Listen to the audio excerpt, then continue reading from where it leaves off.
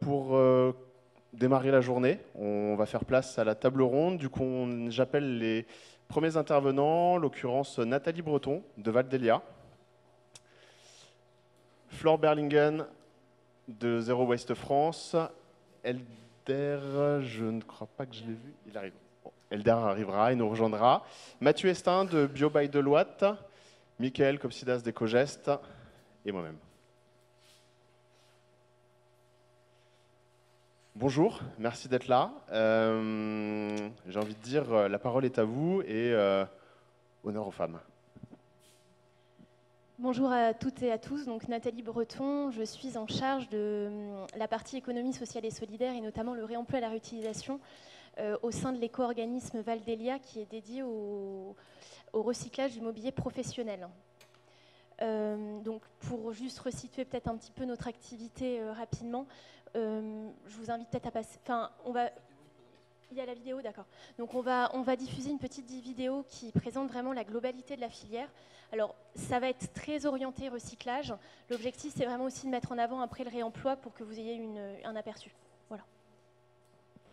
Donc comme vous avez pu le voir, en fait l'objectif premier d'un éco-organisme c'est de prendre en charge la fin de vie d'un produit. Donc là en l'occurrence Valdelia est dédié au mobilier professionnel. Nous sommes deux éco-organismes sur la filière meubles, Écomobilier pour les particuliers et Valdelia pour les professionnels. Donc dans notre organisation, on est financé par le mobilier, par l'éco-contribution qui est imposée sur le mobilier neuf mis sur le marché. Et donc c'est ce qui permet de financer le service et derrière de mettre en place une prestation de collecte et de recyclage. Bien sûr, systématiquement, il y a la proposition du réemploi et de la réutilisation parce que quoi qu'il arrive, voilà, si on est ici, de toute façon, tout le monde sait très bien que c'est le meilleur recyclage qui existe. Et donc du coup, pour ça, on travaille avec un réseau de partenaires. On a 87 partenaires au niveau national qui justement travaillent avec nous pour aller chercher le mobilier qui les intéresse. On est vraiment sur un modèle de collecte écrémante. Enfin, on permet à nos structures d'aller collecter uniquement ce qui a un intérêt pour elles. Et ensuite, ça leur permet de donner une seconde vie dans leur magasin de ce mobilier. Merci Nathalie, on reviendra un petit peu plus tard sur notamment la thématique. Je passe la parole à Flore. Bonjour à tous, donc je l'ai déjà dit tout à l'heure, mais du coup je me représente, je suis la directrice de Zero Waste France, qui est une association qui a été créée en 1997 pour militer pour la réduction des déchets, pour faire court et simple. Donc elle est née sous le nom de CNID, Centre National d'Information Indépendante sur les déchets, mais ce changement pour nous est vraiment une nouvelle étape aussi, puisqu'on voit tout de suite, dès les premiers mois, l'impact que ça a en termes d'audience et de nouvelles personnes, d'un nouveau public qui vient nous voir et qui a envie de s'engager pour la réduction des déchets. Donc ça, c'est plutôt une très bonne nouvelle. Et puis, voilà, je voulais le dire parce que ça me fait plaisir et parce que on partage peut-être pas suffisamment les bonnes nouvelles. Alors, nous ce qu'on fait au niveau de nos activités, on est une association environnementale de protection de l'environnement. Donc, notre rôle historique, il était double, un rôle d'information et de sensibilisation, et notamment de sensibilisation des élus au niveau local, au niveau national, au niveau européen. Donc, autrement dit, ça s'appelle du plaidoyer ou du lobbying pour pousser une réglementation plus ambitieuse en matière de réduction des déchets. Et donc, ça nous amène à travailler avec des fédérations d'acteurs professionnels qui sont aussi concernés par la question. Et donc, on est content qu'une nouvelle fédération apparaisse parce qu'elle manquait un petit peu sur cette thématique du réemploi. Et elle va du coup pouvoir, elle aussi, contribuer, je pense, à une politique de prévention des déchets un petit peu plus ambitieuse au niveau national. Une autre de nos activités désormais, c'est aussi l'accompagnement des acteurs qui s'engagent dans une démarche Zero Waste. Alors on vient de publier un petit livre qui s'appelle Le scénario Zero Waste pour présenter l'ensemble de la démarche, de toutes ces briques, toutes ces composantes. C'est une démarche très ambitieuse et nous, on a pour vocation aussi d'accompagner les acteurs qui souhaiteraient s'engager dans cette démarche. Alors avant tout, les collectivités, puisqu'une démarche Zero Waste, ça s'envisage d'un point de vue territorial. en premier lieu, mais aussi tous les acteurs, tous les porteurs de projets qui participent à construire des solutions, et notamment les porteurs de projets dans le champ du réemploi. Et donc ça fait un deuxième lien finalement avec R-Cube et le démarrage de cette fédération, parce qu'on connaît la plupart des acteurs qui s'engagent aujourd'hui dans la construction de cette fédération, et on a bien envie de continuer à les soutenir du mieux qu'on peut en tant qu'acteur associatif militant pour la cause environnementale. Voilà, je ne vais pas m'étendre plus que ça, je pense que ça suffit pour une première présentation, mais s'il y a des questions par la suite, bien sûr, avec plaisir. Voilà, je me suis déjà présenté rapidement. Donc, j'ai fondé Ecogest il y a déjà maintenant quelques années, en 2005-2006, avec l'idée que les déchets, la consommation, c'est un sujet relativement compliqué, avec des réglementations qui évoluent, des filières qui se créent, des éco-organismes qui lancent des actions, des politiques nationales, locales, etc. Et que donc, plutôt que chaque collectivité fasse le même travail de collecter l'information, d'effectuer la veille, de mettre en place des outils technologiques pour publier cette information et la mettre à disposition des habitants, puisque c'est de ça qu'on parle au bout du compte, on allait nous mutualiser ces outils, mutualiser cette information, mutualiser ce travail de veille, etc. Et donc on a conçu une offre modulaire de guides et d'annuaires sur les thématiques de l'économie circulaire. Donc ça démarre avec un guide dédié à l'éco-consommation, tout ce qui est conseil d'achat, conseil d'utilisation, donc tout ce qui est ce qu'on appelle la prévention des déchets en amont, donc au moment de l'achat ou du non-achat éventuellement. Ensuite, donc, le volet seconde vie des objets, ça couvre le réemploi, la réparation, la réutilisation. Et donc là, c'est des informations, mais c'est aussi et surtout des adresses d'acteurs, souvent locaux, mais c'est aussi des plateformes Internet. De plus en plus, parmi nous, utilisons des sites comme Le Bon Coin pour acheter, vendre d'occasion, pour troquer, pour donner, etc., etc. Et puis enfin, donc, la troisième thématique, c'est celle de la fin de vie des objets, c'est-à-dire le recyclage, le tri. Et donc là aussi, on aide les collectivités à mettre en place un bon guide du tri, donc qui va suivre aussi l'évolution des filières, la création des nouvelles filières, l'évolution des mots d'ordre, les consignes de tri, etc. Voilà. Et donc on mutualise tout ce qui peut l'être, c'est-à-dire la technologie, c'est quand même des choses un peu compliquées, c'est des bases de données, c'est des systèmes de publication de fiches, c'est un moteur de recherche, c'est des systèmes de statistiques, c'est un back-office, un espace d'administration qui permet donc de piloter ces mises à jour, d'inscrire de nouveaux acteurs locaux, etc. Et puis, par contre, on va permettre de personnaliser pour chacune des collectivités ce qui doit l'être, c'est-à-dire déjà la charte graphique, puisque toute cette information, je ne l'ai peut-être pas dit, c'est destiné à être publié sur le site internet des collectivités qui le souhaitent, pour informer leurs habitants. Donc, et puis, donc pour finir là-dessus, donc on mutualise ce qui peut l'être, et puis donc on personnalise donc les adresses, les consignes de tri, etc. Et donc voilà, dernière réalisation en date, suite à un appel d'offres qui avait été lancé par le SICTOM de la région Île-de-France et la région en partenariat avec la Chambre régionale des métiers. C'est l'annuaire de la seconde vie des objets de la région Île-de-France qui couvre donc un bassin de 11 millions d'habitants et qui donc permet à tous les habitants d'Île-de-France d'aller rechercher pour tous les objets de la vie courante des professionnels, des artisans, des dépôts-ventes, des ressourceries, des repair-cafés, etc., etc., pour, là encore, éviter de jeter et, au maximum, prolonger la durée de vie de leurs produits. Donc, très, très rapidement, comment ça fonctionne? Ça permet donc, cet annuaire, de sélectionner soit une catégorie d'objets, mais on peut aussi directement rentrer par mots-clés, taper les 3 premières lettres de l'objet, puis il va être reconnu par le système. Ensuite, une fois qu'on a sélectionné la catégorie, on va sélectionner plus précisément l'objet. Donc ça peut être des meubles, des vêtements, du matériel audio, vidéo, etc. On va ensuite indiquer ce qu'on voudrait en faire, idéalement, c'est-à-dire le faire réparer, ou le donner, ou le louer. Et puis, bon, ça va jusqu'au partage, au troc, à l'upcycling, etc. Et puis, enfin, on va indiquer où est-ce qu'on se situe géographiquement.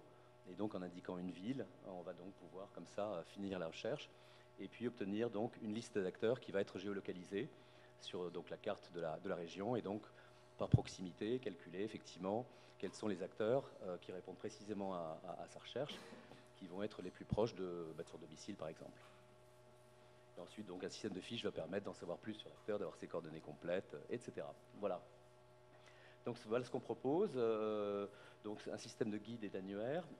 Donc là, on a vu celui de la région Île-de-France et du SICTOM. Et d'une manière générale, donc, on travaille avec tout type de collectivités.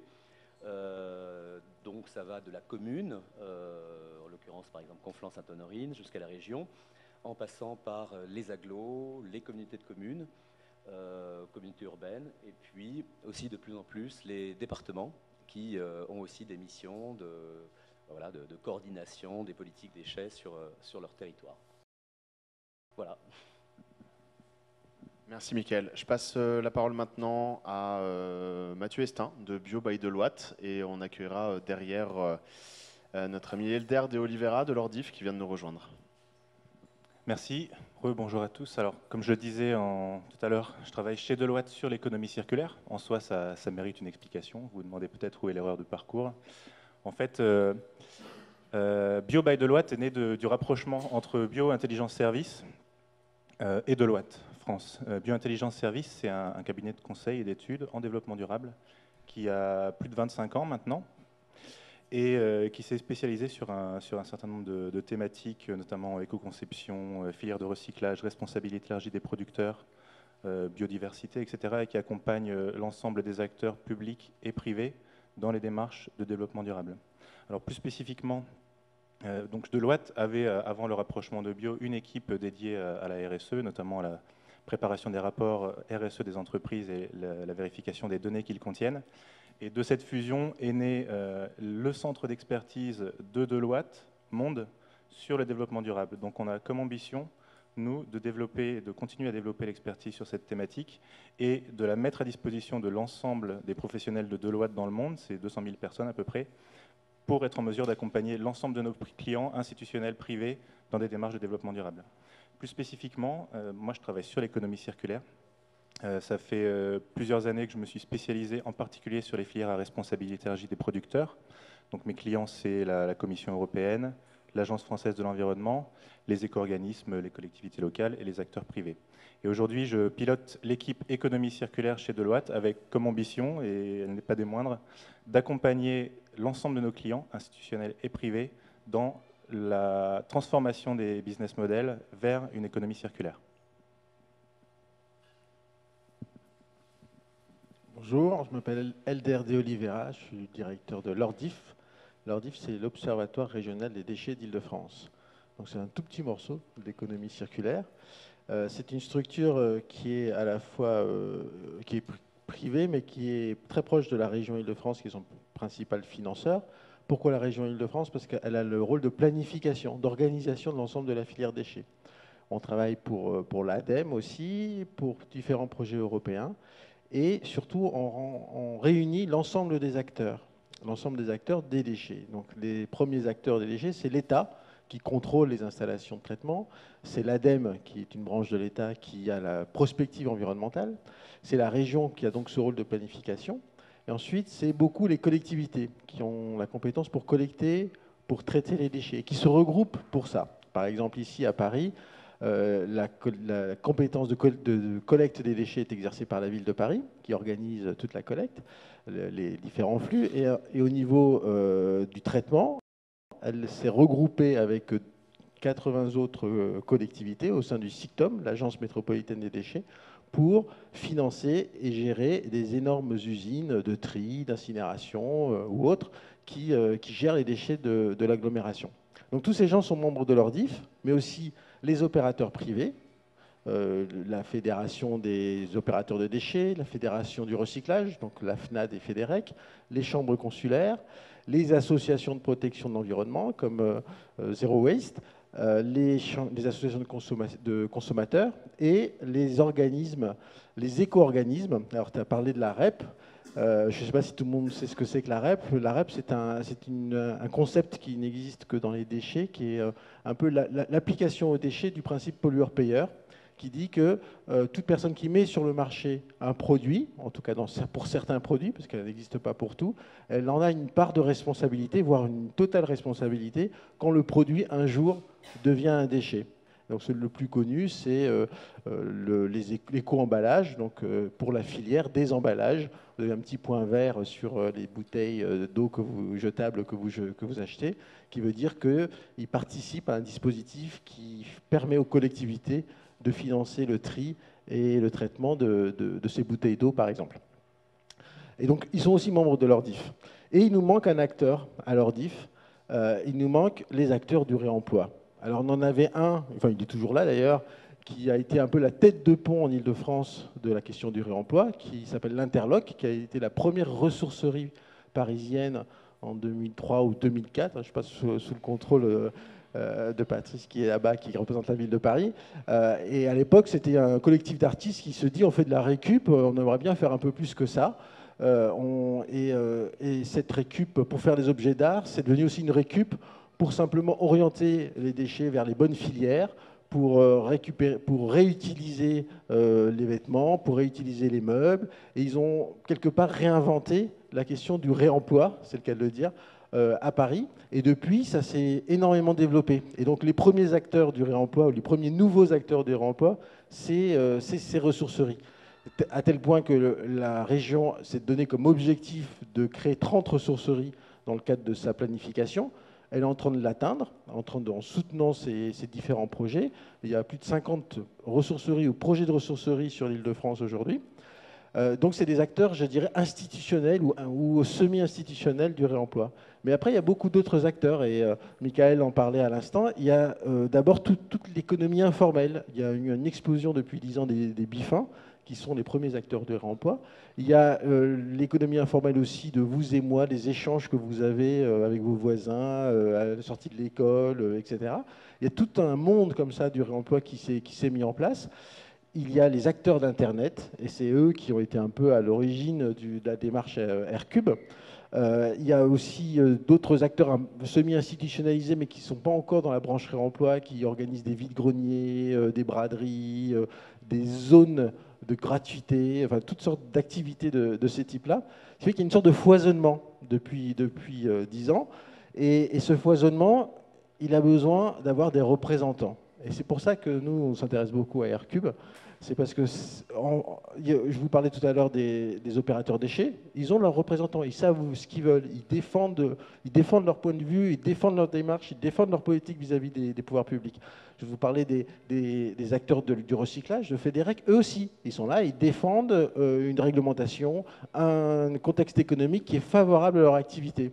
Mais pour les gens du réemploi, eh bien, personne ne les défend. Alors, certains grands réseaux se défendent leur propre démarche. Hein. C'est le cas d'Emmaüs, qui depuis longtemps, qui est celui qui a tenu le flambeau du réemploi quand tout le reste avait disparu.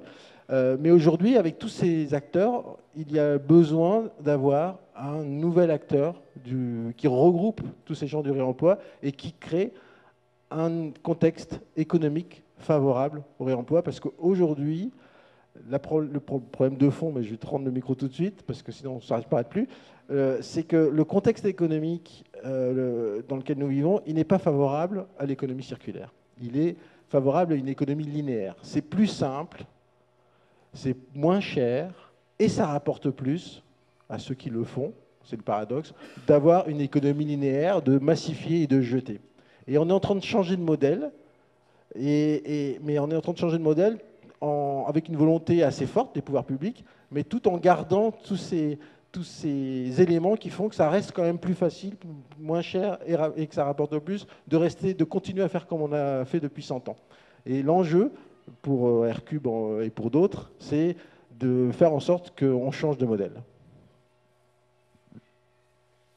Merci pour tous ces témoignages et explications de vos activités. Effectivement, aujourd'hui, je pense que c'est déjà en route et c'est en chemin. Aujourd'hui, la société est en train de changer et effectivement, c'est sûr qu'il y a de plus en plus d'acteurs qui se créent. Et moi qui me suis lancé dans une activité entrepreneuriale qui, en l'occurrence, co-recyclage, il y a maintenant un peu plus de 2 ans, on a été à la rencontre de plein d'acteurs, ce qui a fait la naissance aujourd'hui d'Aircube. Et c'est vrai que je suis ravi de voir tous les jours des nouveaux acteurs qui se créent pour un monde plus vertueux, pour plus de réemploi, plus de réparation, plus d'upcycling, plus de recyclage, mais aussi plus d'éco-conception en amont des constructions qui peuvent être faites, notamment dans le monde de l'art. Et aujourd'hui, c'est important à la fois pour notre société, également pour notre planète, mais très clairement pour les consommateurs, que nous sommes aussi également tous, aujourd'hui à la fois autour de cette table et vous dans l'Assemblée, dans le sens où aujourd'hui, très clairement, on ne sait pas forcément ce qu'on achète quand on va aujourd'hui dans le commerce. Et aujourd'hui, il y a de plus en plus d'informations qui remontent sur effectivement les produits, la durabilité des produits qui est des fois programmée pour la destruction et tout un tas d'autres choses dont on ne mesure pas encore tout à fait les impacts. Et c'est pour ça qu'il est aujourd'hui très important que la filière puisse réellement s'organiser, que les acteurs puissent travailler ensemble pour permettre de développer notamment la partie économique du secteur. Cette partie-là, j'en parlerai pas plus, ce sera l'ordre du jour de la deuxième table ronde. Pour revenir à notre sujet, qui est sur cette table ronde, la réduction, réemploi, réutilisation, clairement les 3 R d'Aircube, pour ceux qui ne l'avaient pas compris ou qui ne le savaient pas encore, versus recyclage, définition et enjeu. On a mis volontairement versus, et je me tourne vers Nathalie parce que je sais que ça va la faire sourire. Versus, c'est clairement pas aujourd'hui un enjeu de combattre le recyclage pour les acteurs du réemploi. Aujourd'hui, on n'en est pas là. Je pense que l'ensemble des ONG sous contrôle de Flore, comme de tous les acteurs qui sont ici, oui, c'est sûr qu'on va combattre, entre guillemets, le recyclage classique, l'incinération, l'enfouissement, parce que ça, aujourd'hui, on ne peut plus l'accepter. C'est quelque chose qui n'est pas normal. Aujourd'hui, on doit pouvoir permettre à la fois d'allonger la durée de vie des produits, mais surtout de permettre à tous les produits qu'on fabrique de pouvoir être réparés et surtout de pouvoir être démontés en toute fin de vie pour pouvoir être recyclés en recyclage matière. C'est-à-dire qu'on va décomposer chacun des produits, récupérer chacun des matériaux et derrière permettre la fabrication de matériaux recyclés qui vont permettre du coup de fabriquer des nouveaux produits à partir de cette matière première recyclée. Ça, c'est l'enjeu vraiment actuel de notre société. On ne peut pas continuer à aller puiser dans le sol des ressources qui très clairement s'amenuisent d'année en année pour fabriquer des produits, alors que derrière, on a déjà plein de produits qui déjà partent trop tôt à la poubelle, qui en plus partent à la poubelle sans être recyclés en termes de matière et donc permettre la récupération de matériaux pour refabriquer des nouveaux produits. Et aujourd'hui, c'est quelque chose qui clairement n'est pas possible.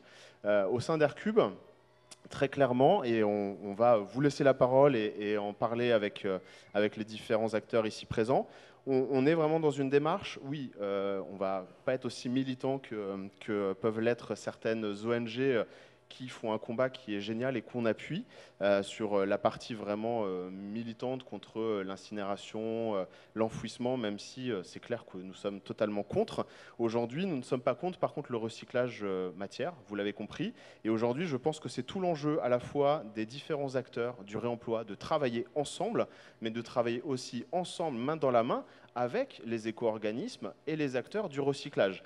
Là-dessus, très clairement, les éco-organismes, pour certains, on a des très bonnes relations et des très bonnes expériences qui se réalisent aujourd'hui avec des opérations sur lesquelles on voit qu'il y a une optimisation de tout le réemploi qui peut être fait lors de démontage de différentes opérations, que ce soit du matériel de bureau, de matériel informatique, tout simplement qu'une entreprise ou qu'une administration souhaite aujourd'hui se défaire pour le renouveler, et sur laquelle, du coup, on permet de redistribuer des ressources avec des collectes payantes, gratuites, du partage. Il y a différents modèles, et aujourd'hui, c'est aussi cette diversité de modèles qui fait qu'à la fois pour le consommateur, enfin les consommateurs et le grand public, et pour les acteurs associatifs, entreprises, aujourd'hui, c'est une diversité qui, justement, permettra de pallier à tous les manques dans notre société actuelle.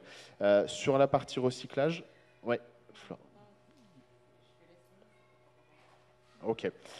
Sur la partie recyclage, aujourd'hui, le recyclage matière est très important et aujourd'hui, il faut l'accompagner. Très clairement, moi-même, avec Co-Recyclage, on accompagne, en plus du réemploi qu'on optimise, le recyclage matière. Et Nathalie, ici présente, pourra en témoigner, parce qu'aujourd'hui, on est content de travailler sur des opérations où tout ce qui ne peut vraiment pas être réutilisé part en recyclage matière. Et pour nous, c'est une grande fierté, parce que même si on est des acteurs du réemploi en premier lieu, et que notre vocation, c'est vraiment de récupérer le plus de matériel, de matériaux, et de les redistribuer pour notre part sur un modèle gratuit, derrière, il est important pour nous que tous les matériaux et les matériels qui ne servent plus, qui ne peuvent plus servir, soient recyclés en termes de matière. Et aujourd'hui, sur toutes les opérations qu'on a faites, et je pourrais vous en citer plein, mais ce n'est pas le lieu aujourd'hui pour moi m'exprimer là-dessus, on s'aperçoit que tout simplement, aujourd'hui, on démarre une initiation de tous les acteurs, de tous les producteurs d'événements, de tous les lieux,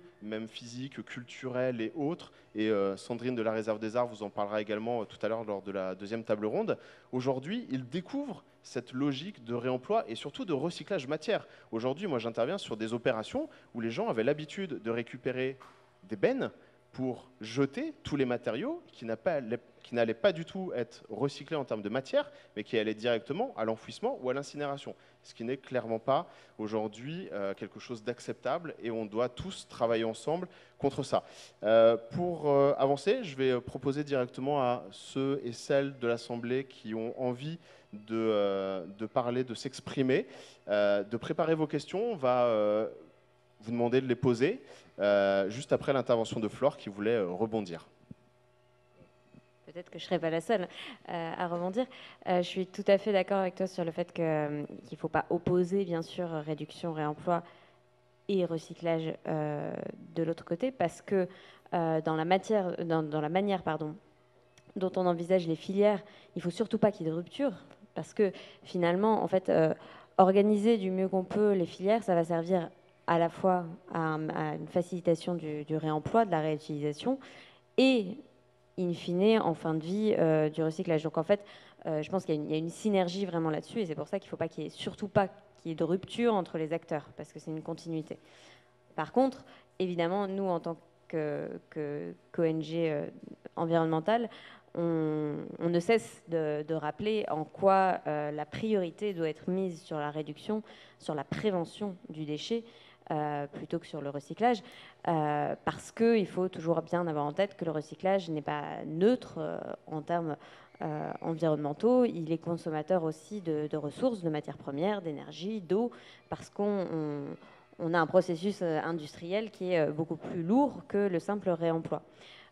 Et donc c'est pour ça que je pense que R-Cube a aussi ce rôle-là. Enfin, au-delà du fait de créer des conditions économiques plus favorables au réemploi, à la réduction des déchets à la source, c'est aussi, d'un point de vue médiatique, auprès du grand public, auprès des politiques, valoriser, enfin, mettre en avant avec force les acteurs de la filière, aussi pour rappeler que l'économie circulaire, c'est pas seulement le recyclage. Parce que moi, ce que je constate quand même un petit peu avec regret, c'est qu'on parle énormément d'économie circulaire à tous les niveaux de l'État, et que souvent, malgré tout, ceux qui s'expriment, c'est souvent des acteurs du recyclage. Et ce serait dommage que tous les financements qui sont mis en avant aussi pour soutenir l'économie circulaire, ils n'aillent que vers les filières de recyclage et pas vers les acteurs du réemploi. Donc pour moi, c'est aussi un aspect à défendre aussi, cet accent qu'il faut mettre sur la prévention. Enfin, sur ce sujet, effectivement, enfin, c'est sûr que de toute façon, le recyclage est clairement complémentaire du réemploi, puisque nous, par expérience, ce qu'on constate aujourd'hui, c'est un peu ce que disait M. de Oliveira sur le changement des mentalités, c'est qu'aujourd'hui, on est quand même, nous, face à des professionnels pour qui il faut des solutions simples, rapides, sans forcément cette préoccupation justement de ce que va devenir ensuite le mobilier. Donc il y a toute cette démarche en fait vraiment de clarifier le message, d'expliquer que non, quand on met une benne, c'est pas la benne qui ira sur le centre de traitement et qui sera redispatchée vers des acteurs du réemploi. Une fois que c'est mis en benne, le mobilier est en mauvais état, donc l'action est bien en amont en fait de cette partie de recyclage, et toute cette communication autour de ce sujet, c'est vraiment quelque chose qui est mis en place et qui doit, en tout cas, continuer pour clarifier aussi le message, parce que c'est vrai qu'il y a beaucoup d'amalgame en fait sur ces sujets. Par contre, ce qu'on constate, c'est qu'aujourd'hui, la part de réemploi et de réutilisation est quand même très faible par rapport au recyclage. On est quand même on n'est pas sur les mêmes notions de quantité, et c'est vraiment, et le vrai sujet, il est aussi sur, voilà, c'est ça, sur d'augmenter cette part-là. Mais aujourd'hui, justement, l'organisation des acteurs est justement aussi là pour favoriser l'absorption de tonnages qui aujourd'hui sont peu absorbés du fait que très clairement, quand vous avez une opération sur laquelle on va proposer à un acteur, par exemple, pour parler d'autres sujets que le bois, de récupérer son frigo, vous imaginez bien qu'une structure qui est en ville, qui n'a pas forcément des grands locaux, qui aujourd'hui n'a pas une activité économique qui est aujourd'hui énorme, n'est pas capable de pouvoir traiter sans frigo, de les absorber, de pouvoir les réparer au besoin, de pouvoir les revendre. Et c'est là où, en s'organisant tous ensemble au sein des territoires localement, derrière, on est capable, à 10 acteurs, de pouvoir récupérer ces sans frigo, les dispatcher chez les uns et chez les autres. Et c'est beaucoup plus facile pour chacun des acteurs de pouvoir revendre 10 frigos et aussi de les réparer en amont s'il a besoin. Par rapport à ce que disaient effectivement Flore et Nathalie, c'est clair qu'aujourd'hui, il faut qu'on promotionne l'économie circulaire au sens des acteurs, au sens du réemploi. Aujourd'hui, même notamment vis-à-vis du grand public, très clairement, c'est pas clair. Aujourd'hui, souvent, on entend parler, comme disait Flore, d'économie circulaire au sens du recyclage. Ce n'est pas que ça, c'est avant tout, et c'est important de le dire, du réemploi, de la réutilisation, de la réparation. C'est primordial pour notre société et pour notre environnement. C'est primordial aussi pour les acteurs ESS et pour tous les acteurs du secteur. Aujourd'hui, vous en reparlerez tout à l'heure avec Benoît, notamment sur la partie économique, qui doit se développer et sur lesquels il y a des leviers importants à mettre en place. Mais comme disait Nathalie, juste à l'instant, c'est vrai qu'il y a une organisation qui doit se mettre en place. Et cette organisation, aujourd'hui, bon nombre d'acteurs comme nous-mêmes au sein de Corecyclage, essayons de la mettre en place. Pour la petite histoire, par exemple, là, on travaille en ce moment sur la récupération de matériaux et mobilier sur le démontage de la première exposition à la Fondation Louis Vuitton. C'est un gros défi, c'est une première sur ce lieu naissant et très clairement c'est l'organisation assez dingue puisque c'est quasiment toutes les nuits cette semaine où on va faire tourner des camions pour absorber tous les matériaux et matériels qui peuvent être récupérés, les envoyer et les dispatcher dans les différents lieux, associations, acteurs ESS, squats citoyens, collectifs d'artistes qui en ont besoin et qui vont le réutiliser derrière, avec à côté la mise en place de bennes, d'ailleurs mise en place par Valdelia, pour pouvoir derrière envoyer à la benne tout le matériel et les matériaux qui ne peuvent pas être réutilisés. Aujourd'hui, c'est quelque chose qui clairement ne se fait pas beaucoup dans le secteur, où tout le monde est en train d'apprendre là-dessus et en train de voir que très clairement, au final, ce n'est pas si plus compliqué que ça, dès lors qu'on s'organise, et financièrement parlant, ce n'est pas non plus cher de ne plus jeter et de réemployer. Aujourd'hui, on peut trouver des solutions pour faire en sorte qu'on puisse allier réemploi et en même temps économie, clairement. Et ça, c'est quelque chose de très important. Pour clore le sujet, on va laisser la place à... tu avais une petite présentation, c'est ça à faire, rapide, et après on vous laisse la parole, puisque le but est vraiment qu'on puisse vous laisser la parole longtemps. Merci. Alors oui, sur la question du fait, on est d'accord sur le fait qu'il ne faut pas complètement opposer recyclage et réemploi. Néanmoins, il faut quand même bien comprendre que sur le réemploi et la réutilisation, on se situe en amont de la gestion des déchets et du recyclage. Et ces deux activités amènent à avoir un regard qui est différent, voire opposé sur les produits usagés. Le recycleur, il va regarder le produit usagé en termes de combien il y a de métaux, combien il y a de plastique, est-ce que ça brûle bien, etc. Les acteurs du réemploi et de la réutilisation vont se poser les questions en termes de fonctionnalité. Comment est-ce que cet équipement, je peux le réutiliser? Qui en a besoin? Comment je le répare? Comment est-ce que je le remets sur le marché pour le réutiliser dans sa fonctionnalité d'origine? Et d'un point de vue de l'économie circulaire au sens large, de fait, le recyclage est aujourd'hui, en termes de quantité, la boucle principale de l'économie circulaire. Mais comme le rappelait Flore, c'est une boucle qui reste destructive. Pour recycler, je démonte, je broie, je refonds pour produire des nouvelles matières premières. Pour arriver à vraiment maintenir au maximum la valeur ajoutée des produits au sein de l'économie et donc faire des économies d'énergie, des économies de matière, etc., c'est par le réemploi, la réutilisation qu'il faut mettre en priorité. Alors, premier aspect, je ne voudrais pas ennuyer tout le monde avec des définitions, mais il me semble qu'il y a un élément important à rappeler, c'est que dans le réemploi, il y a deux choses. Il y a le réemploi et la réutilisation. La différence est subtile, mais pour moi, elle n'est vraiment pas anodine. En gros, c'est la même chose, c'est-à-dire que je prends un produit usagé, je vais le retaper, le réutiliser et le remettre sur le marché dans son utilisation primaire. Cependant, il y a une différence, comme je dis, subtile, c'est que dans un cas, le réemploi, je travaille sur des produits. À aucun moment, je n'ai généré de déchets. Dans le cas de la réutilisation, je travaille sur des déchets, c'est-à-dire qu'à un moment donné, le détenteur du produit l'a abandonné, c'est rentré dans le statut de déchet, et je vais faire la même chose, mais ça va s'appeler réutilisation. C'est subtil, mais ce n'est pas anodin, parce que finalement, les métiers sont un peu différents dans les deux cas. Ce n'est pas du tout les mêmes contraintes pour les professionnels de la réutilisation que pour les professionnels du réemploi, parce qu'ils gèrent des déchets et pas des produits. Ceci dit, même si ça présente un certain nombre de difficultés, je pense que ça place les acteurs du réemploi comme quelque part le chaînon manquant de l'économie circulaire, parce qu'ils sont à cheval entre deux mondes qui ne communiquent pas aujourd'hui assez, qui sont le monde des déchets et le monde des produits. Et pour aller vers une économie circulaire, il faut être en mesure de faire communiquer ces deux mondes-là pour avoir sur les produits et les services une réflexion cycle de vie et être en mesure de boucler les boucles de l'économie circulaire. Donc il y a une vraie opportunité, je pense, pour les acteurs du réemploi, étant situés à cheval sur ces deux mondes, d'être le chaînon manquant, de créer le lien et de faire progresser l'économie circulaire. Et c'est aussi par cette approche de questionnement du statut de déchet, de la définition des déchets, qu'on va aussi pouvoir remettre en cause un certain nombre de choses. Je pense notamment au fait, voilà, le recyclage, on l'a dit, aujourd'hui en termes de quantité, représente le gros de l'économie circulaire, de fait, mais par ailleurs, il a aussi une place primordiale dans la réglementation, parce que les réglementations, en tout cas les politiques publiques d'économie circulaire, aujourd'hui passent par des politiques de gestion des déchets. Et donc, elles sont enfermées quelque part dans une sorte de carcan qui est celle de la gestion des déchets, quand elles devraient aller au-delà. Et les acteurs du réemploi, étant à cheval entre ces deux mondes, peuvent contribuer à faire évoluer les réglementations, la façon de voir nos déchets.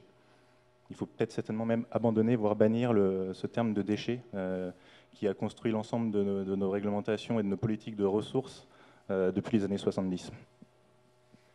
Ensuite, je vais revenir sur quelques chiffres. Donc, ce schéma, c'est la raison pour laquelle je suis là aujourd'hui, parce que ça fait quelques années que je réalise pour l'ADEME le panorama du réemploi, des activités de réemploi en France.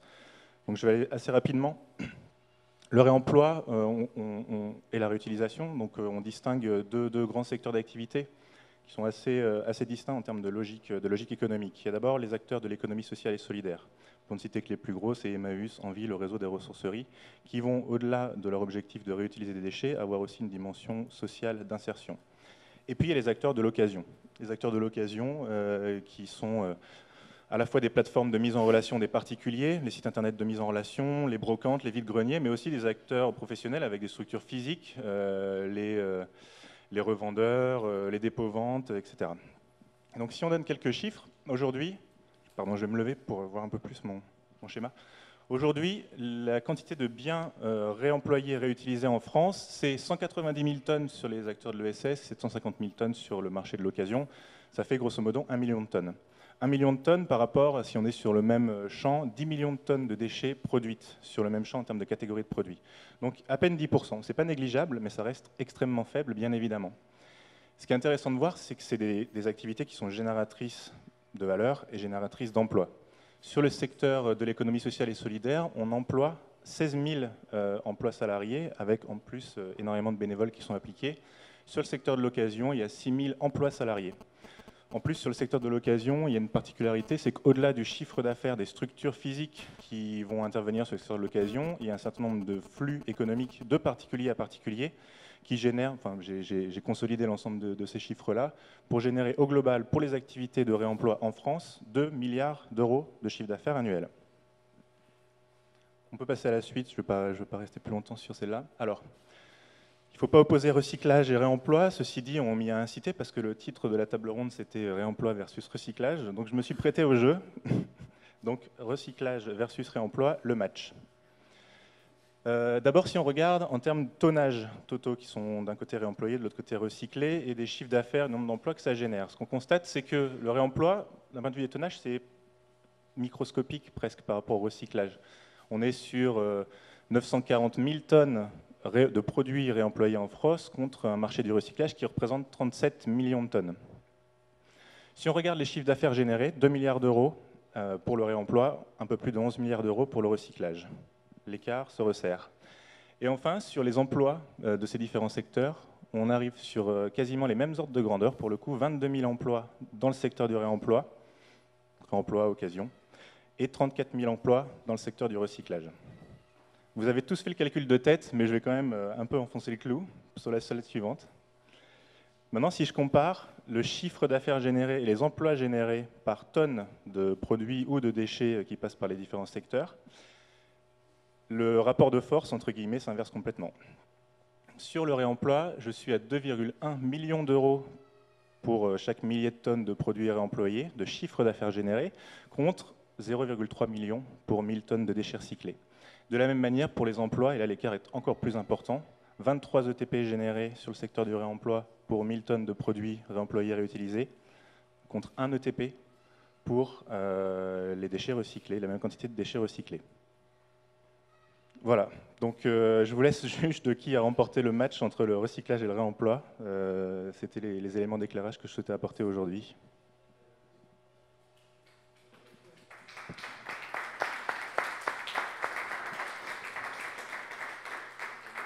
Merci Mathieu pour tous ces chiffres très intéressants, puisque tu illustres parfaitement tout ce qu'on dit depuis tout à l'heure, et la partie notamment dont je n'avais pas parlé, qui est la partie emploi, qui est juste hallucinante, où aujourd'hui, quand on voit le nombre d'emplois qui sont générés, notamment dans le secteur de l'ESS, par rapport au secteur classique sur les mêmes thématiques, alors que c'est pour faire des choses beaucoup plus vertueuses, on voit juste quel est l'enjeu important de développer le réemploi par rapport à la part de recyclage, et encore toute la marche qui nous laisse, la marge de grandeur qui nous laisse encore de belles années devant nous pour pouvoir travailler, pour pouvoir se développer, pour tous les acteurs du réemploi qui, tous unis, ensemble, vont pouvoir développer ces gisements, pouvoir réemployer le plus possible, réutiliser le plus possible, réparer le plus possible et essayer d'inverser au possible la tendance, bien évidemment. Si personne ne veut réagir, je vous propose de vous laisser la parole à vous dans la salle.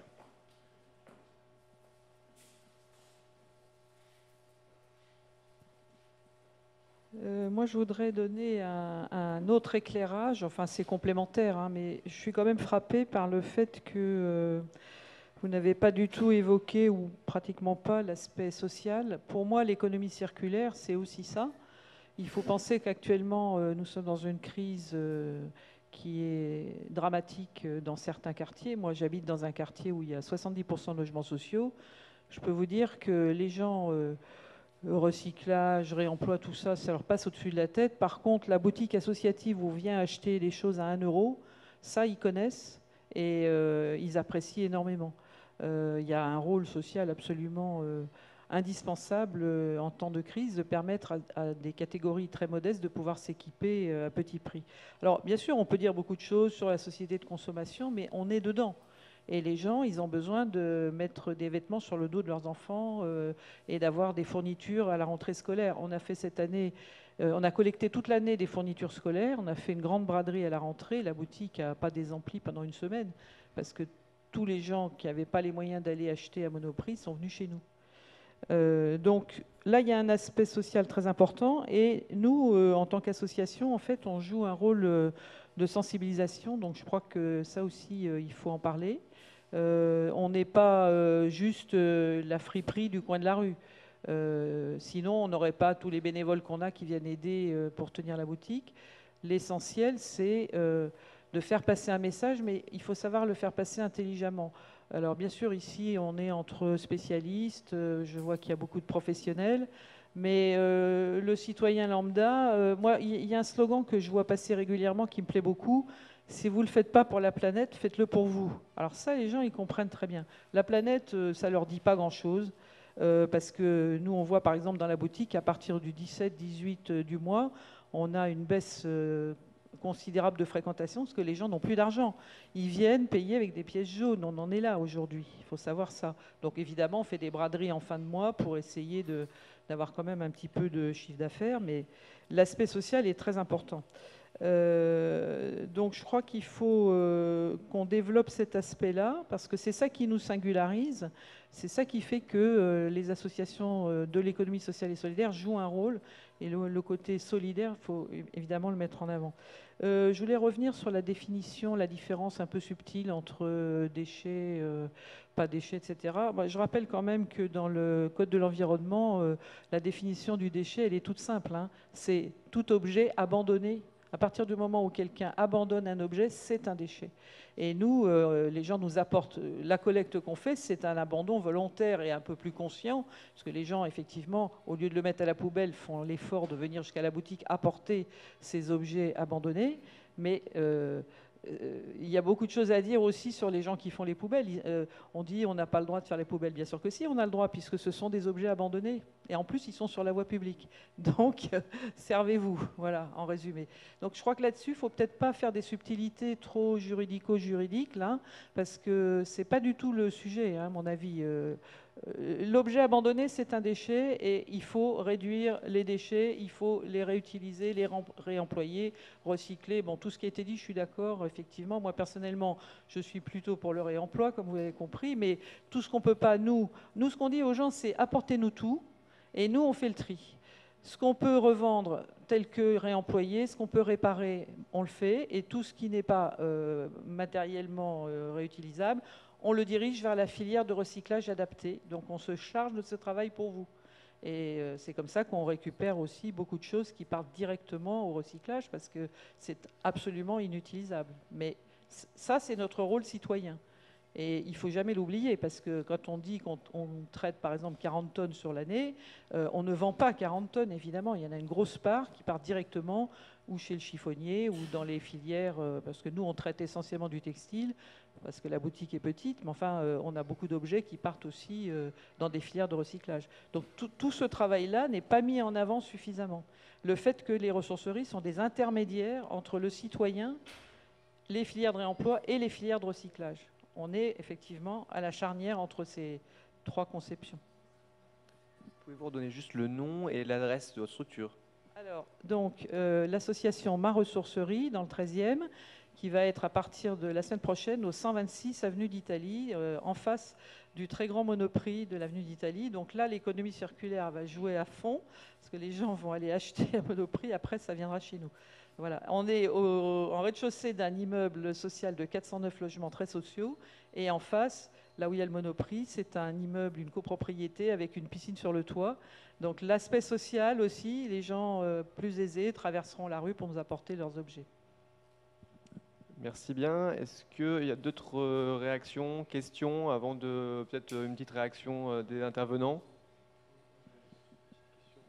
Pour Mathieu, j'avais une question. C'est quoi la règle, enfin la technique, ou je sais pas, pour passer d'une économie linéaire à une économie circulaire pour les entreprises? Moi, ça m'intéresse parce que donc c'est où réparer, on essaie de trouver des solutions pour réparer les objets près de chez soi.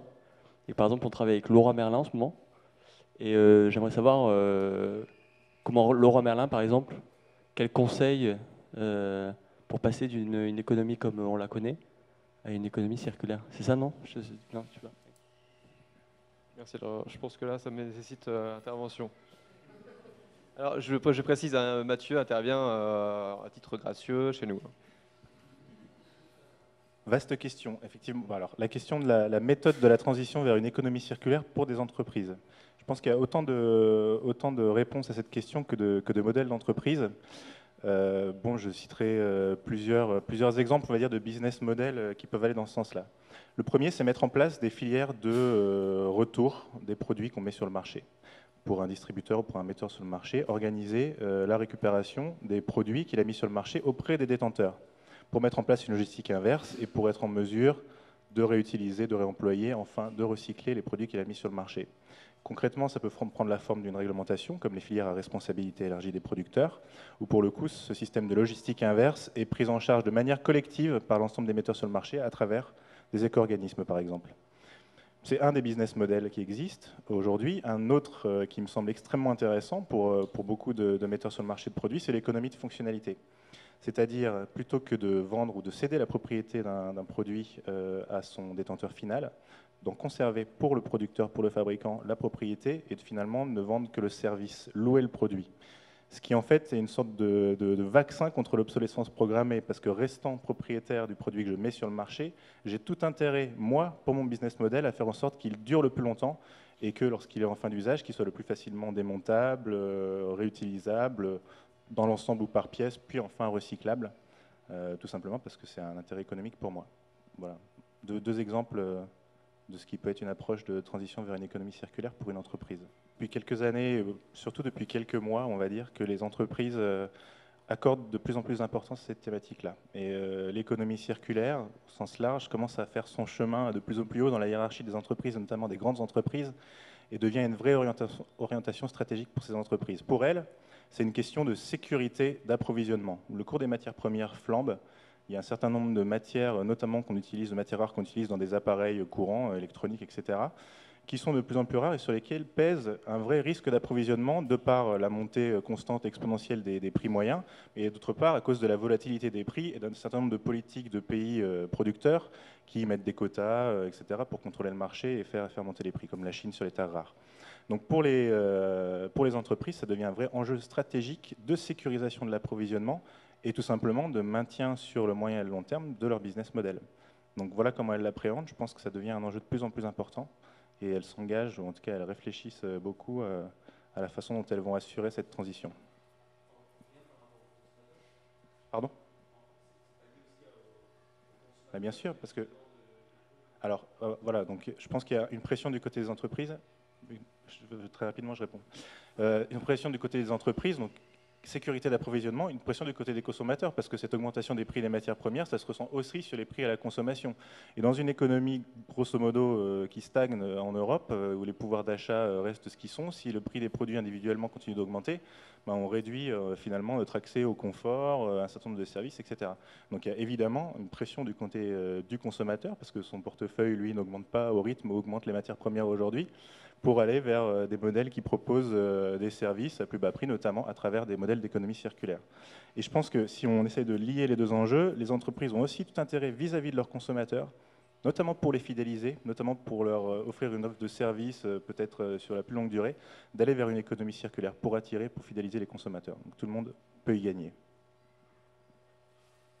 C'est même certain aujourd'hui que tout le monde a y gagné. Et par rapport à ce qui a été dit tout à l'heure, aujourd'hui, c'est clair que les acteurs du réemploi sont un pilier majeur dans notre société et leur développement, du coup, est clairement un enjeu. Et il est important que localement, il y ait un vrai maillage national et local qui soit fait pour que ce soit les relais à la fois pour l'information sur la réparation, mais également sur le don, sur la vente, en lien avec les autres acteurs du territoire qui peuvent exister et qui ne sont pas forcément que des ressourceries ou des recycleries, et qui du coup font que le message est beaucoup plus clair pour tous les consommateurs qui aujourd'hui ne savent pas quoi faire de leurs appareils. Aujourd'hui, quand on veut réparer, on ne sait plus où réparer. Heureusement, maintenant, on a ouréparer.com qui nous le permet, entre autres. Mais aujourd'hui, on a aussi des structures à côté de chez soi, des ressourceries, recycleries notamment, qui de plus en plus créent aujourd'hui des ateliers aussi de réparation. C'est-à-dire qu'on ne peut plus y aller non seulement pour donner juste un appareil pour qu'il soit réparé et revendu ensuite à prix solidaire dans la structure, mais où on peut également se faire réparer son propre appareil pour soi-même. Et aujourd'hui, c'est important qu'il y ait ce maillage-là, tout simplement parce que c'est un chaînon et une chaîne essentielle dans l'économie du réemploi. Et surtout, c'est avec ce maillage local qu'on va être capable derrière de pouvoir permettre au consommateur de savoir où apporter son produit. Parce que quand son produit demain il est mort, on lui dit va trouver ton bac de récupération dans le supermarché.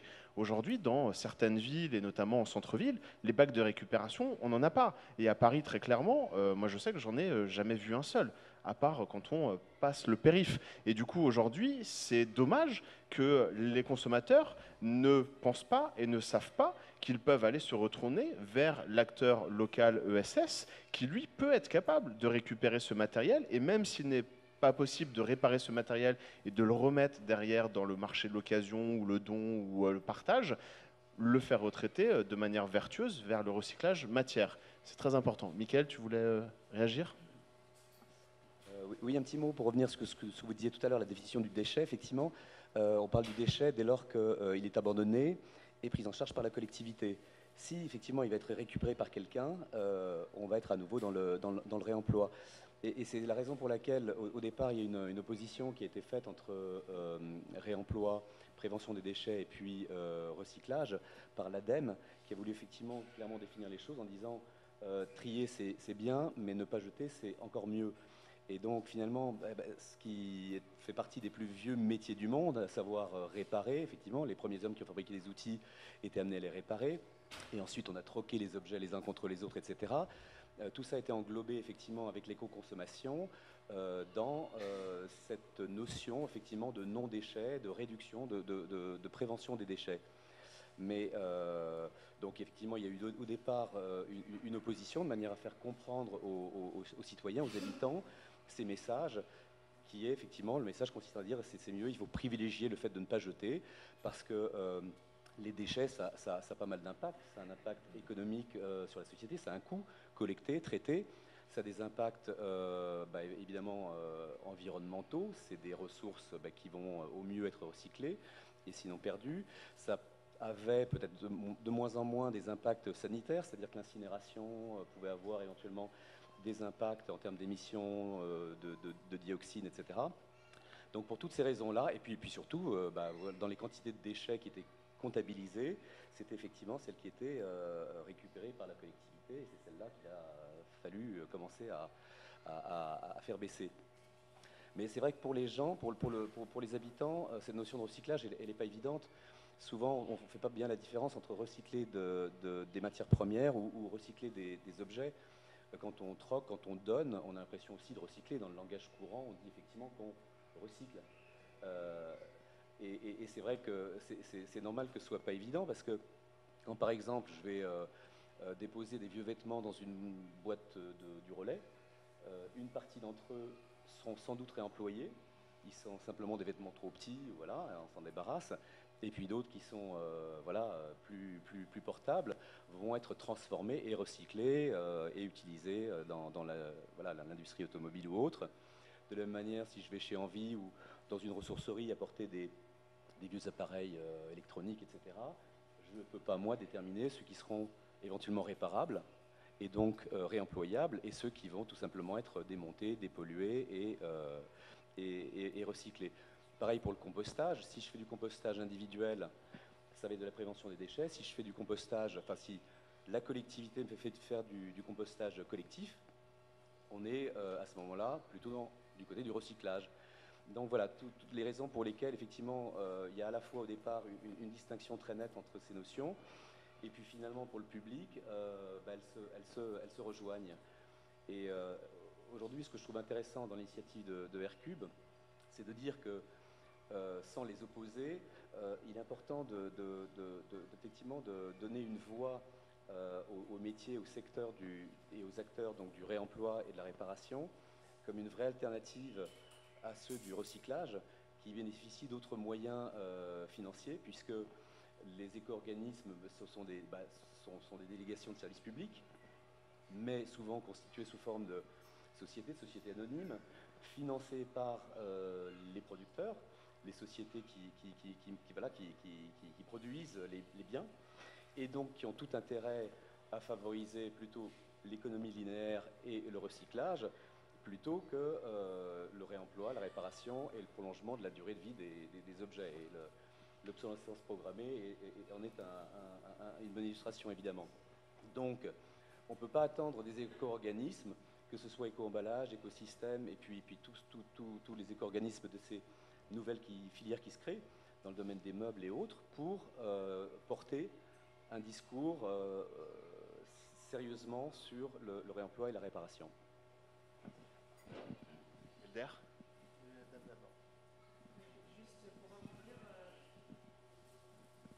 Oui, juste pour rebondir, justement, j'imagine que vous êtes aussi en lien avec R-Cube, avec ces mastodontes du secteur du recyclage. Quelles sont leurs premières réactions au fait que R-Cube se mette en place, et puis quel est le discours en matière de synergie qui tiennent ?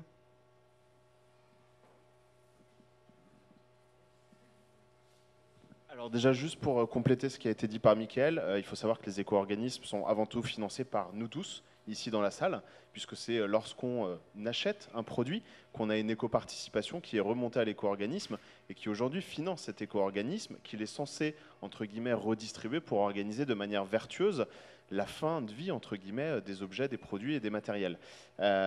Oui, les éco-organismes, on travaille avec eux, enfin en tout cas on échange avec eux, on travaille avec eux pour certains, notamment avec Nathalie. Aujourd'hui, on est dans un rapport à la fois amical et constructif dans un cas, dans un rapport de force très clairement dans l'autre.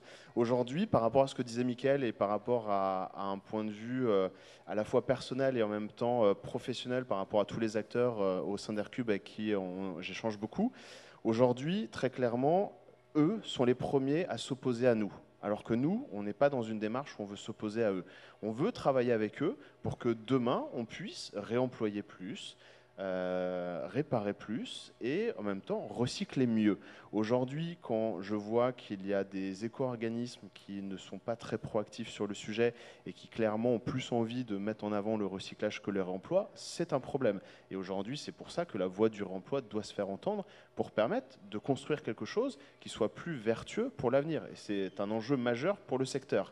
Aujourd'hui, notamment avec certains acteurs comme Valdelia, aujourd'hui, on a des relations qui sont très bonnes, où on voit qu'on peut faire des choses constructives, où à la fois, eux, quand ils ont une entreprise qui les contacte, ils vont faire appel aux acteurs ESS agréés et en lien avec eux pour essayer de favoriser le réemploi. Et en même temps, quand les acteurs du réemploi ont besoin de faire du recyclage matière pour ce qui ne peut pas être réemployé, ils sont là également. Ce n'est pas encore le cas pour tout le monde et très clairement, c'est la dynamique qu'on veut essayer d'insuffler avec tous les éco-organismes.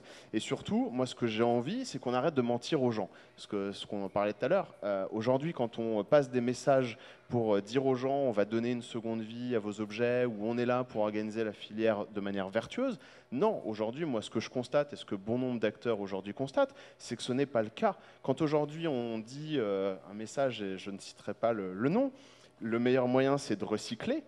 Et à un moment donné, où on est en train de, comme on le disait, perdre les gens. C'est-à-dire qu'à un moment donné, on est en train de dire aux gens que quand un appareil il tombe en panne, la meilleure solution, c'est de recycler. Non, la meilleure solution, d'abord, c'est de réparer, tout court.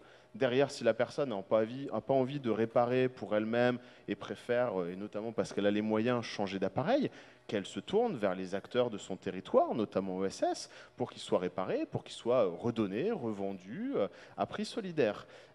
Derrière, c'est aussi un autre enjeu, dans le sens où je le vois, en allant et en creusant au fur et à mesure des opérations, où en fait, plus loin que juste les problématiques qu'il peut y avoir de construction et de co-construction aujourd'hui avec les éco-organismes, qui sont vraiment un travail qui va se faire et qui va être de longue haleine, il y a un travail aussi avec les recycleurs, où aujourd'hui, en fait, il s'avère que sur des opérations, on découvre que des recycleurs sont capables à la fois de faire du recyclage matière et de le faire bien, et en même temps, sont des acteurs qui vont proposer directement à des entreprises et à des collectivités de faire du recyclage pas matière. Donc on a d'un côté des organismes qui sont clairement missionnés par des éco-organismes pour collecter, pour faire du recyclage matière, et qui d'un autre côté vont vendre des prestations d'enfouissement et d'incinération. Ça, c'est juste une hérésie dans le secteur. Et aujourd'hui, tout ça, on est en train de le découvrir et on est en train d'essayer de travailler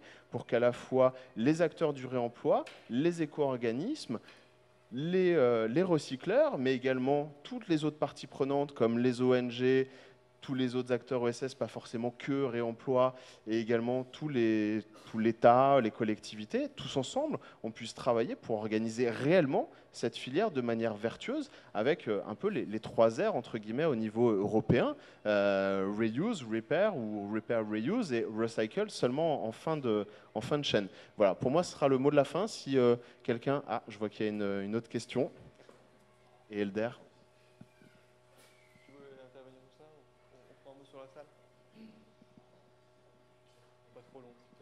C'est pas une question, en fait, c'est évidemment une remarque sur l'échange en cours autour des éco-organismes, puisque en l'occurrence je représente un éco-organisme sur la filière des 3E. Je ne connais pas l'ensemble des REP, notamment relatives à l'ameublement, mais point numéro 1, dans les cahiers des charges des éco-organismes, il est bien demandé de travailler autour des priorités de traitement, et la première des premières, c'est le réemploi. Donc la question de prévention, elle est clairement écrite, en tous les cas concernant les éco-organismes, et en particulier du D3E. Pour ce qui nous concerne, en particulier chez Écologique, pas plus tard qu'il y a 3 semaines, on a fait une proposition qui est en lien d'ailleurs avec un engagement qu'on a pris dans le cadre de notre agrément, qui consiste à dire et à proposer de mettre en place un label au niveau national, alors non pas sur les produits en l'occurrence, mais plutôt sur la filière réemploi, de façon à permettre justement d'identifier ceux qui jouent le jeu, ceux qui travaillent aussi proprement, versus un certain nombre d'autres acteurs qui ne vont pas faire les choses correctement. Donc on est clairement engagé sur ce sujet, et évidemment c'est avec grand plaisir qu'on invite R-Cube et qu'on souhaite le faire ensemble, parce que c'est pas by écologique, c'est forcément ensemble. Merci, une petite déclaration en même temps, c'est bien. Il y avait une intervention aussi là, rapide. Peut-être une question plus pour Mathieu concernant plus le volet réglementaire. Au niveau européen aussi, on entend parler de choses qui pourraient bouger, enfin beaucoup de réflexions sur l'économie circulaire et peut-être mettre en place des choses un peu plus cadrées au niveau directive. Donc, je voulais juste savoir si vous aviez des retours par rapport à ça, notamment par rapport à l'éco-conception des produits. Est-ce que sur une thématique qui est compliquée à mettre en place, certainement sur le territoire français, est-ce que sur le plan européen, a plus de chances d'aboutir en termes de poids et en termes d'évolution? Vous retenez la question, est-ce que je reprends une autre remarque, comme ça après on vous repasse le micro et on clôturera, ça va? Il y avait une autre remarque, je crois par ici, non? Une question? Non? Bonjour. On a parlé beaucoup de contraintes par rapport au fait de passer d'une économie linéaire à une économie circulaire. C'est-à-dire qu'on a parlé du fait du retour, de la responsabilité du producteur, du fournisseur. Je pense que c'est une logique de bâton et de gendarme et de contrôle. Évidemment pas que ça, mais je pense que c'est aussi très important de changer de point de vue, de se replacer à un niveau plus transversal et de reconsidérer la matière en elle-même pour la revaloriser. Et ça, c'est un changement complet de logique, c'est-à-dire qu'actuellement, on a un point de vue d'en haut par rapport au marché, et on change progressivement un point de vue qui est au même niveau que le marché. C'est important en fait de faire des petits germes, des petits projets créatifs avec une autre échelle qui est dans une autre logique, et c'est beaucoup de petits projets pour moi l'économie circulaire, et non pas un grand projet centralisé. Et donc ça, c'est une autre logique que la logique actuelle. Ce sont des petits germes créatifs qui vont donner de la valeur aux objets. Et pour ça, il faut se concentrer sur la matière en elle-même. C'est une autre logique que d'avoir créé un produit, je vais faire assez court, que d'avoir créé un produit, de s'en détacher et ensuite de passer en phase de production-vente. On a encore cette logique-là. Pour passer à l'économie circulaire, en fin de vie d'un produit, il faut se reposer la question d'une autre manière. Et là, on est dans une innovation de rupture. Il faut se reposer les questions, qu'est-ce que c'est que notre produit, notre objet, pour compléter ce que vous disiez, et redonner une valeur, pas que des contraintes. Valoriser. Ton prénom et ta structure?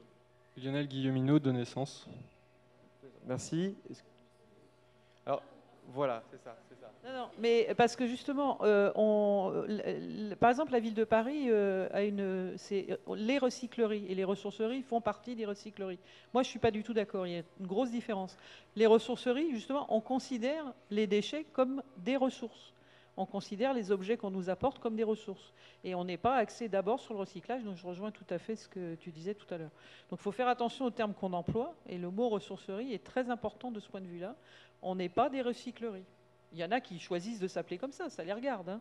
Mais si on a choisi d'avoir un réseau des ressourceries, s'il y a des ressourceries à Paris qui s'appellent ressourceries, c'est parce qu'on considère que les objets abandonnés, collectés ou donnés sont des ressources. Merci. Bon.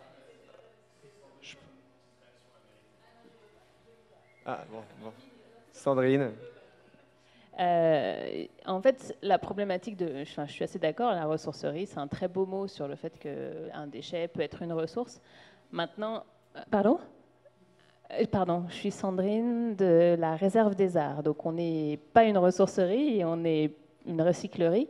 Maintenant, on considère que les matériaux qu'on récupère sont des choses qui ont encore un potentiel de réemploi, qui sont donc une ressource. Donc, je considère sérieusement que nos déchets sont des ressources. Enfin, nos matières premières secondaires sont des ressources. on n'est pas une ressourcerie parce qu'on est exclu du secteur des ressourceries parce qu'on ne s'adresse pas au grand public. Pas du tout parce qu'on ne considère pas que la ressource, c'est pas un déchet est une ressource. J'y peux rien, c'est le réseau des ressourceries.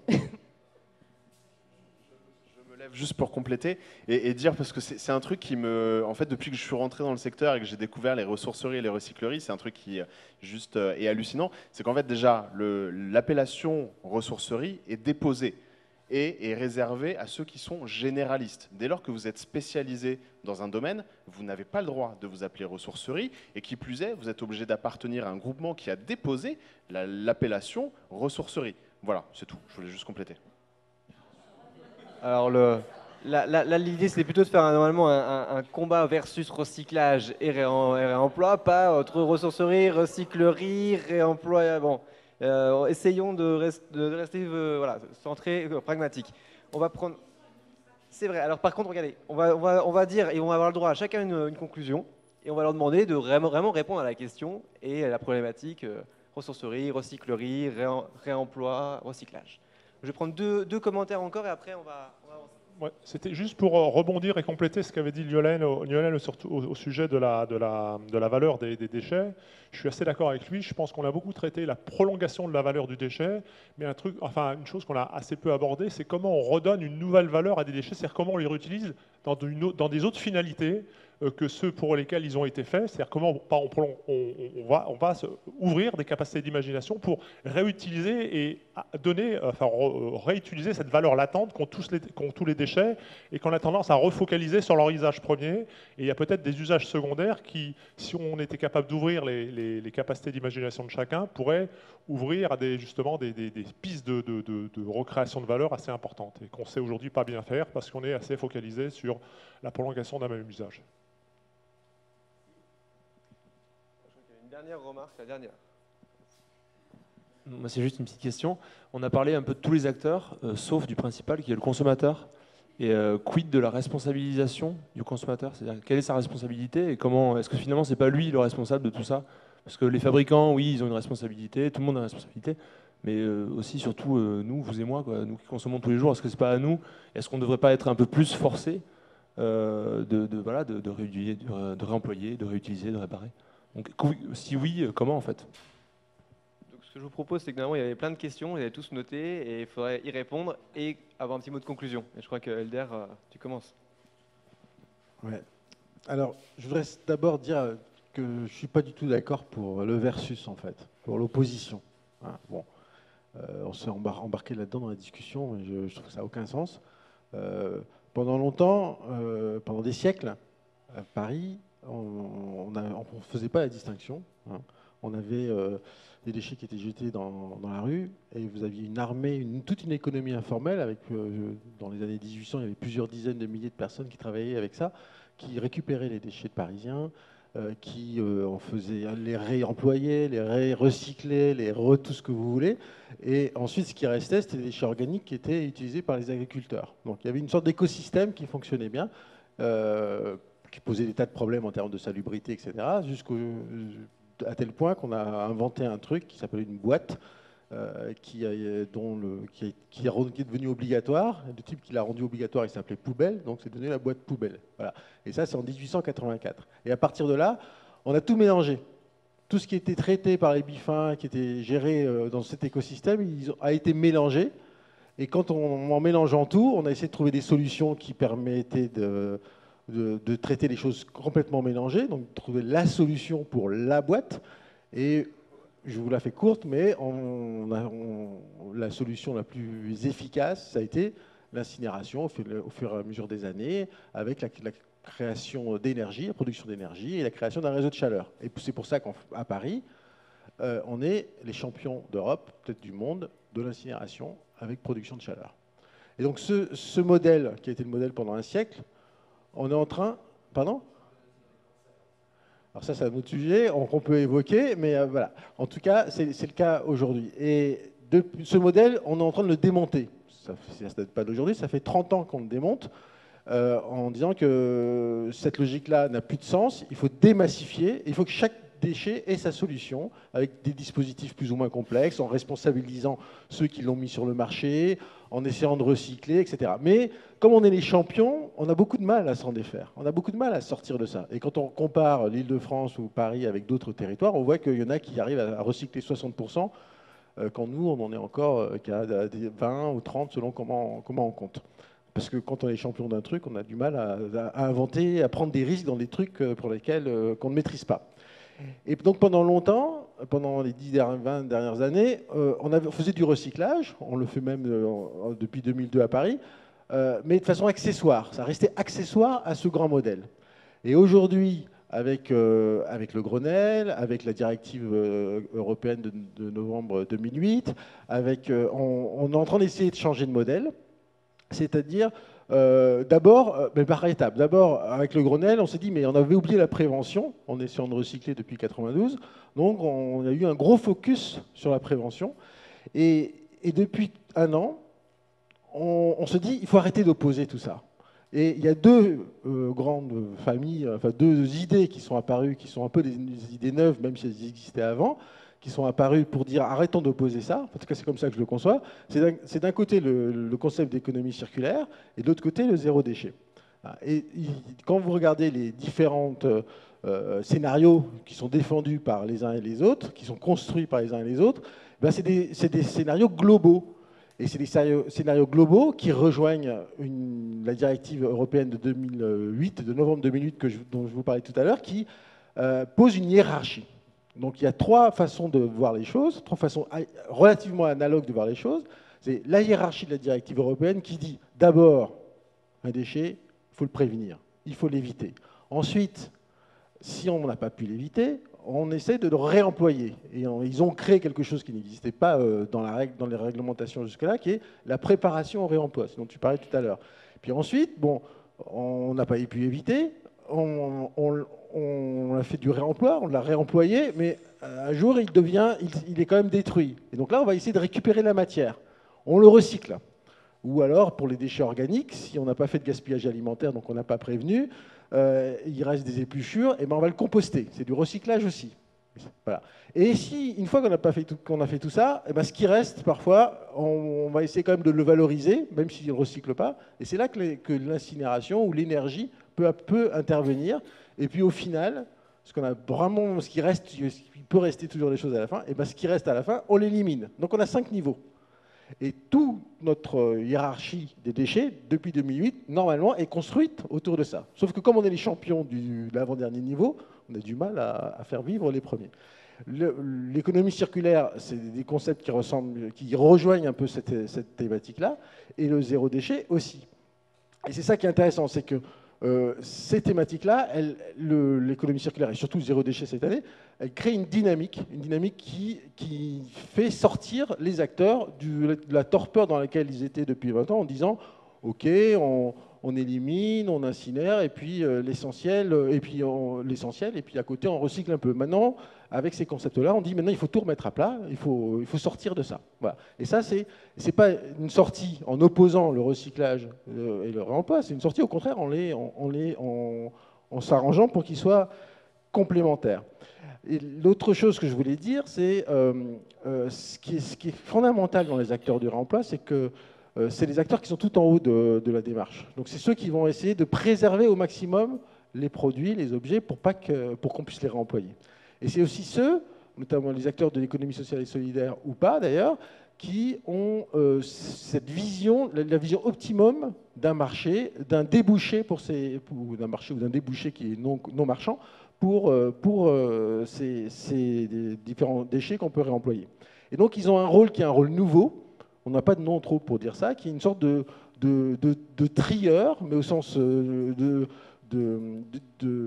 d'aiguillage, voilà, d'aiguillage des déchets. C'est pour ça qu'à terme, dans quelques années, vous verrez qu'à l'entrée de chaque déchetterie, vous aurez des ressourceries qui vont dire, voilà, ça je le réemploie, je le mets de côté, ça je le recycle, ça je l'élimine. Et d'ailleurs, l'interlogue dont on parlait tout à l'heure, petit à petit, dans leur petit quartier du 18e, ils se sont mis à faire ça, à être en fait les aiguilleurs des déchets du quartier. Et ça, c'est vraiment un rôle complètement nouveau. Ce que les bifins faisaient naturellement, Ce que chacun de nous faisons de plus en plus grâce aux acteurs de l'Internet, eh ben, il y a aussi un métier à inventer, qui est le métier d'aiguilleur des déchets, si j'ose dire. Voilà. Et ça, c'est tout à fait nouveau.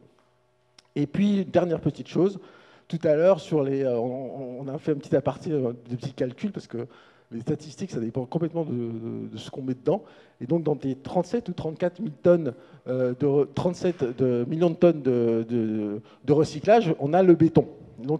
Et le béton, et donc quand on compare l'énorme part de recyclage par rapport à l'insignifiante de 1 million de tonnes part du réemploi, c'est vrai que ça fait un énorme écart. Mais si on enlève le béton, parce que sinon il faudrait parler de la réhabilitation des immeubles, qui sont aussi une façon de réemployer le béton.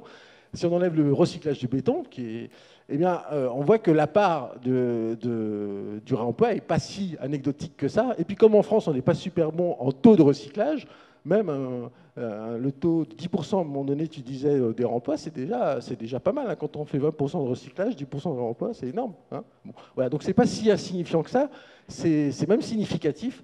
Et c'est encore plus significatif, c'est mon dernier mot, si on sort des poubelles un peu, si on sort des questions de déchets, si l'année prochaine, ça va être l'année du COP 21, donc la France va accueillir les négociations internationales sur le climat. Si on prend en compte l'ensemble des problématiques environnementales, ben les déchets, c'est un élément significatif. Et prévenir des déchets, prévenir un déchet que vous jetez, c'est prévenir tout ce qui a été impacté par la production, par la distribution, par le transport de ce que vous êtes en train de jeter. Quand vous jetez un ordinateur, voilà, par exemple, vous ne jetez pas seulement l'appareil, vous jetez toute l'énergie qui a été utilisée pour le fabriquer. Et quand vous prenez un ordinateur que vous utilisez 2 heures par jour chez vous, par exemple, comme ça, qui dure 5 ans, et ben à la fin de ces 5 années, si vous le jetez, et ben l'énergie qu'il aura fallu pour le produire, c'est 80% oui, c'est ça, 80%. Non, c'est l'inverse. C'est l'énergie que vous aurez utilisée pendant ces 5 ans, c'est juste 20% de toute l'énergie qu'il aura fallu pour le fabriquer. Donc, faire durer cet appareil, c'est aussi préserver cette énergie. Et vous pouvez faire pareil avec la matière, avec l'eau, avec toutes sortes de méthodes pour mesurer les empreintes des objets. C'est pour ça que c'est essentiel de voir non pas les déchets en tant que tels, mais de les voir dans une politique plus globale d'environnement. Merci. Alors, il y avait beaucoup de questions. Pour conclure, je vais essayer de faire une conclusion, réponse à une des questions qui a été posée sur l'aspect européen. Alors d'abord, effectivement, la transition vers une économie circulaire va consister en un certain nombre d'initiatives privées, individuelles, et le progrès de l'ensemble et la coopération de l'ensemble des acteurs, et un cadre réglementaire adapté. Donc ceci dit, je reviens sur le cadre réglementaire, et effectivement le fait que pour avoir disposé d'un cadre réglementaire vraiment favorable à l'économie circulaire et vraiment efficace, il faut le faire au niveau européen. En juillet de cette année, la Commission européenne a publié son paquet économie circulaire. Il faut bien dire les choses comme elles font. C'était principalement des propositions pour réviser les directives de gestion des déchets. Et d'un certain point de vue, on pouvait juger que ça n'allait pas assez loin sur l'ensemble du concept d'économie circulaire. Bon.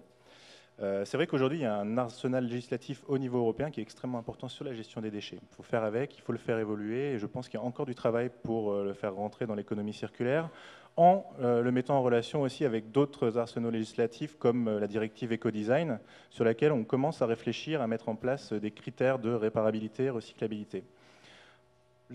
Pour dire les choses comme elles sont, certes, il y avait une hiérarchie qui était marquée dans les directives européennes. Bon, c'est un peu resté au statut d'incantation au niveau européen, dans la mesure où il n'y a pas d'objectifs chiffrés de prévention, de réparation, de réutilisation. On a des objectifs chiffrés de recyclage.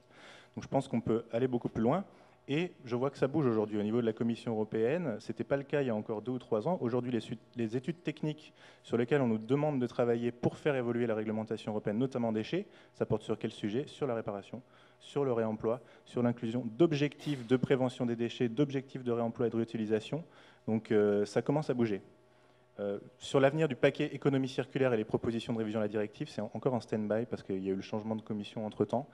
On ne sait pas si ça va aller au Parlement, tout simplement. Mais ceci dit, si on ne rentre pas par la porte cette année, on rentrera par la porte l'année prochaine et avec encore davantage d'arguments pour des boucles d'économie circulaire plus resserrées telles que le réemploi et la réutilisation. Merci. Donc, je vais juste me permettre de répondre à vos questions sur le côté consommateur. En fait, on fait porter effectivement une certaine responsabilité aux producteurs. En fait, ce qu'il faut savoir, c'est que ce qui a été expliqué en amont sur la filière responsabilité élargie des producteurs, c'est quand même le consommateur au final qui, lui, va payer en fait cette éco-contribution, éco-participation. Donc, ça, normalement, c'est censé. L'objectif, c'était aussi d'avoir un côté incitatif. Et justement, plus on va consommer, plus on va payer. Donc voilà, il y a aussi cette partie-là. Alors après, c'est sûr qu'on peut discuter sur la part de l'éco-contribution par rapport à l'incitation réelle, mais en tout cas, c'était aussi un des objectifs. Et pour juste mettre en avant aussi une des difficultés que l'on a, nous, en tant qu'éco-organisme et dédié aux professionnels, je voudrais vraiment parler d'un secteur d'activité un peu précis, c'est qu'en termes de réemploi et de réutilisation, nos acteurs ont quand même aujourd'hui une difficulté à donner une seconde vie à leur mobilier parce que c'est du mobilier spécifique, qu'il faut avoir un réseau d'acquéreurs derrière. Et il y a aussi cette difficulté-là que les acteurs peuvent rencontrer. Et ce que je voudrais aussi un peu faire comme remarque pour conclure, c'est l'une des diapos que Mathieu a présentée, la diapositive juste avant, réemploi versus recyclage. Il y avait quand même des chiffres qui m'ont un petit peu interloqué par rapport au fait qu'on voit quand même que les tonnes entrantes chez les acteurs par rapport aux tonnes sortantes, il y a quand même un delta. Et quid de ce delta? Et aujourd'hui, concrètement, il y a ce besoin-là, et c'est ce que Madame de ma ressourcerie expliquait aussi, c'est que derrière, finalement, le recyclage pour ce delta-là vient en complément de cette part aussi qui est censée être réemployée, réutilisée. Alors, je ne vais pas rebondir encore sur les questions qui ont été posées. Peut-être juste rappeler pour conclure qu'on a une marge de progression énorme. Elder disait à l'instant qu'on était à un taux de recyclage, que ce soit dans le recyclage ou dans le réemploi. Elder disait qu'on était à 20-30% en région parisienne. Au niveau national, on va dire qu'on est à un tiers. Certains territoires en France sont déjà à 60%. Mais il faut voir qu'il y a certaines collectivités un peu plus loin, au-delà de nos frontières, qui dépassent les 80% de valorisation matière, avec en plus des efforts considérables sur la prévention en amont, donc sur la réduction à la source, et qui arrivent à des quantités de déchets produits par habitant de l'ordre de 50 kg par an et par habitant. Pour ceux qui connaissent le chiffre tout de suite, ça doit vous interpeller. Je le rappelle pour les autres. En France, on est plutôt de l'ordre de 350 kg, voire un petit peu plus, de déchets ménagers résiduels, d'ordures ménagères résiduelles par an et par habitant. Donc voilà, c'est une belle marge de progression devant nous et que ce soit par le réemploi ou par le recyclage, on peut faire largement progresser ces chiffres. Oui, comme vous disiez tout à l'heure, donc de ma ressourcerie, effectivement, on agit très volontiers pour la planète, pour l'environnement, mais encore plus facilement si on y trouve un bénéfice immédiat, notamment économique. Alors, du côté des entreprises, l'éco-conception, ça va sûrement se développer davantage parce que les entreprises vont y trouver des sources d'économie, des gisements de productivité, de profits supplémentaires. Dans les modèles économiques nouveaux de l'économie circulaire, aussi, là, des extensions de leurs activités, puis éventuellement des profits supplémentaires. Et puis nous, consommateurs, on va évidemment aussi, on commence à intégrer dans nos actes d'achat non seulement la dimension économique, mais aussi la dimension environnementale et puis la dimension sociale, de se poser la question où est-ce que ça a été fabriqué, quels sont les emplois qui sont derrière, etc. etc. Et puis, en fin de vie, il y a quand même une mesure qui est intéressante à rappeler dans le nouveau plan déchets, c'est la généralisation de la redevance incitative. C'est-à-dire qu'on va être motivé pour jeter moins parce qu'on va y gagner, tout simplement. Donc, à un moment donné, on va voir si on jette moins et donc on répare plus, on réemploie plus, effectivement, la facture liée à nos déchets va être allégé. Merci. Bon, vous l'aurez compris, je crois qu'on a tous une responsabilité, à la fois en tant que consommateur, mais également en tant qu'acteur. L'État en a une comme les éco-organismes et comme tous les acteurs socio-économiques de notre société.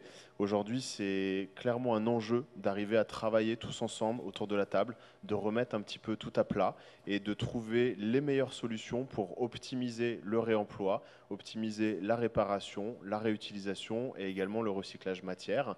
Je remercie tous les intervenants qui sont intervenus sur cette table ronde un peu longue. Je vous propose qu'on fasse un petit 10 minutes de pause avant d'enchaîner sur la deuxième table ronde qui va justement parler d'un autre enjeu majeur pour les acteurs qui est le développement économique. On en parlait tout à l'heure, il y a beaucoup de modèles dans le secteur, que ce soit le troc, la vente, le don. Et aujourd'hui, tous ces systèmes peuvent se développer et tout à l'heure, on aura l'occasion de le développer. Merci.